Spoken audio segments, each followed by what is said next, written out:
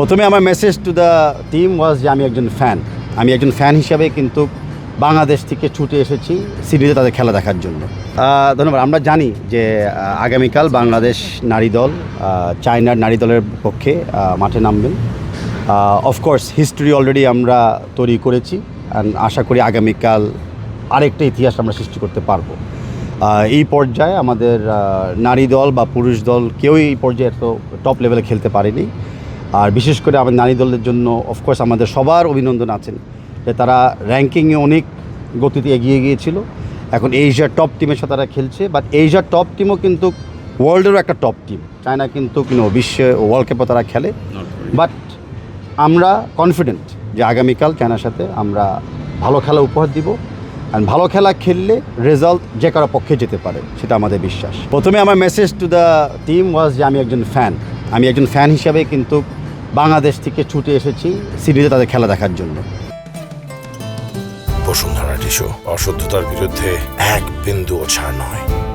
যদি ফুটবলকে ভালো না বাসতাম, যদি এই দলের প্রতি আমার এরকম আস্থা বিশ্বাস না থাকতো, যদি প্রতিটা প্লেয়ারের উপরে আমাদের ফেথ না থাকতো, তাহলে আমি এবং আমরা যারা প্রেস থেকে প্লাস অন্য দর্শকরা থেকে এসেছি এত দূর আমরা আসতাম না। আমার বার্তা ছিল যে তারা তাদের বেস্টটা দিবে, যতটুকু রিসোর্স আমরা দিতে পেরেছি আমরা দিয়েছি। এই রিসোর্সের বিনিময়ে তারা যতটুকু দিতে পারে দেশের জন্য নিজের জন্য তারা অবশ্যই খেলে। আর খেলার থেকে হার জিত তো থাকবেই, কিন্তু হৃদয় জিতা আর কোনো ব্যক্তিগত প্লেয়ার যদি ক্লাবের কোনো কন্ট্রাক্ট পেতে পারে সেগুলোর জন্য আমরা লক্ষ্য রাখতে পারি সামনের দিকে। কারণ ফুটবল একটা চলমান খেলা এবং দেশের জন্য লড়াইও একটা চলমান লড়াই। আমাদের অ্যাথলিটটা আমি হয়তো ফ্যান হিসেবে আসছি বা জিনিসটা আমি তো তাদের গার্জিয়ান, তো গার্জিয়ানের প্রতি তো সবসময় কিছু দাবি থাকতেই পারে। তো ওনারা আমার ফ্রেন্ড, আমার অ্যাথলিট, তারা অত্যন্ত কনফিডেন্ট অ্যান্ড তারা বিশ্বাস করে যে তারা ভালো খেলা জিতবে অ্যান্ড তারা জিতার একটা জায়গা তারা রাখে।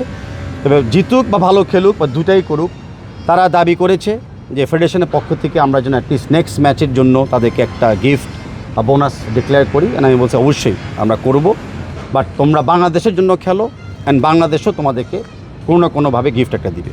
না, ওনারা বিশ্বাস করে যে অলরেডি যতটুকু আমরা চলে এসেছি, এখন পিছপা হওয়া বা পিছিয়ে যাওয়ার কোনো আর জায়গা নাই। আমরা হাফওয়ে চলে এসেছি। ইটস লাইক যখন আপনারা একটা মই ব্যয় করেন, একদম টপ না যাওয়া পর্যন্ত মাঝখানে এসে কোনো লাভ নেই। তো ওনারা বিশ্বাস করে, আমাদের টিম বিশ্বাস করে যে তারা আরও সামনে এগিয়ে যেতে পারবে। অফকোর্স প্রস্তুতিতে চায়না বা নর্থ কোরিয়ার মতো এই টপ লেভেলের টিমের সাথে আমরা খেলিনি, কিন্তু যতটুকু আমরা প্রশিক্ষণ দিয়েছি। আর আমি কথা বলেছি ফিজিওর সাথে, আমি কথা বলছি আমাদের ফিটনেস ট্রেনারের সাথে, নিউট্রিশনিস্টের সাথে, সবাই কিন্তু ভেরি পজিটিভ যে ট্রেনিং সেশন দেখে যে বাংলাদেশ অ্যাটলিস্ট ট্যাক্টফুলি অ্যান্ড ফিটনেসের দিকে চায়না নর্থ কোরিয়ার লেভেলেই আছে। দেখেন, অঘটন ঘটার কোনো ওয়ে নাই টুর্নামেন্ট শেষ না হওয়া পর্যন্ত, কারণ এই টুর্নামেন্টে বেস্ট থার্ড টিম দুজন কিন্তু কোয়ালিফাইও করবে। তা আমাদের শেষ খেলা পর্যন্ত, তৃতীয় ম্যাচ পর্যন্ত এবং অন্যরা তৃতীয় ম্যাচ শেষ না হওয়া পর্যন্ত সবসময় আমাদের একটা চান্স থাকবে। তাই অঘটন আমরা তখনই বলবো যখন আমরা পুরো টুর্নামেন্ট থেকে আমরা ছিটকে যাব। আর আগামী ম্যাচে যেটা আমরা আবারও বললাম যে অ্যাজ লং এজ তারা তাদের ভালো খেলা খেলবে, যেই টেকনিক্যাল প্ল্যানিংয়ে আমরা নেমেছি সেই টেকনিক্যাল প্ল্যানিংটা যদি খেলতে পারে, নিশ্চয়ই তারা প্রশংসা এবং পুরস্কারের ভাগিদার হবে 100%। আমি একা না, আমরা যে বিশ্বাস না করতাম, আমি শুনেছি যে আমাদের প্রায় 15 থেকে 20 জন সাংবাদিক ভাই বোনেরা বর্তমান সিডনিতে এসেছে। আমাদের ফেডারেশন থেকে আমি এসেছি, আরও 2-1 জন আসবে, প্লাস লোকাল সিডনি থেকে আমি শুনেছি অলমোস্ট আমরা 300 জন ফ্যানও দেখতে পেতে পারি স্টেডিয়ামে।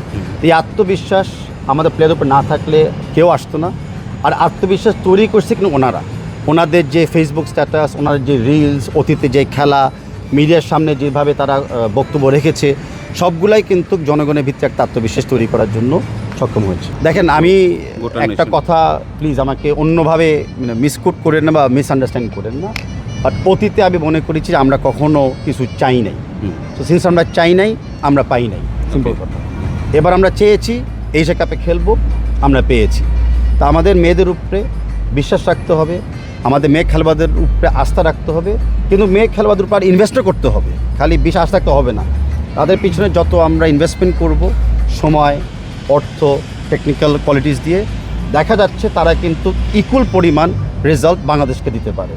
তাই আজকে খালি এক্সপিরিয়েন্স হলে দেখা হবে না, আজকে একটা রেজাল্ট হিসেবে দেখতে হবে। এই যে পর্যায়ে আমরা এসেছি সেটা হলো কষ্ট এবং হার্ড ওয়ার্ক এবং টিম ওয়ার্কের একটা রেজাল্ট।